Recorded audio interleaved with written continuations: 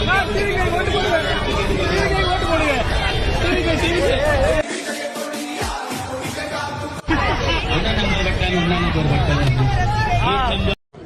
நீங்க எல்லாம் படத்தை வச்சு அரசியல் பேசுறீங்க. உங்களுக்கு தெரியுமா என்னமோ என் புள்ள விஜய் படம் நாளைய தீர்ப்பு படம் நடிச்சான். நாளைய தீர்ப்பு படம் நடிச்சு அந்த படம் நடிச்ச படத்தை 3 கிலோ அரிசி போட்டா போட்டு எங்களுக்கு கொடுத்தா நாங்க வாங்கியிருக்கேன். நான் வாங்கியிருக்கேன் 30 வருஷத்துக்கு முன்ன நான் வாங்கியிருக்கேன். நாளைய தீர்ப்பு படம் நடிச்சு என் மவ 23 வருஷம் ஆகுது.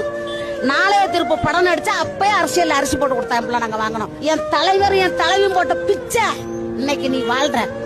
அன்னைக்கு தலைவர் ஜெயலலிதா போனா திருக்கோளையில இருப்பேன். இது நடந்திருக்கும் கண்டிப்பா. நாங்க போட்ட பிச்சையில என் தாய் என் தலைவர் நடிச்ச பழத்துல நீ வந்து ஆண்டுகிட்டு போய் தமிழ்நாட்டை ஏமாத்தி கையில வச்சு தலைவர் உன் வீட்டு குடும்ப அரசியல் நடக்குது. ஏன் எம்ஜிஆர் வந்தாரு குடும்ப அரசியல் பண்ணாரு, அம்மா வந்தாங்களா பண்ணாங்களா? அதே மாதிரி என் பிள்ளைய நான் பண்ண மாட்டான். நேர்மையான அரசியல் பண்ணுவான். நேர்மையான அரசியல் பண்ணி ஏவன் தலையெழுத்து மாறும்னு பாரு. அன்னைக்கு தெரியும்பா. நீங்க பாருங்களா, அது நடக்கும் கண்டிப்பா. புள்ள உட்கார வச்சுட்டோம்னா என் புள்ள அந்த பூமியை விட்டு மறைகிற வரைக்கும் புள்ளதான் எம்ஜிஆர். இதுல மாற்றமே கிடையாது.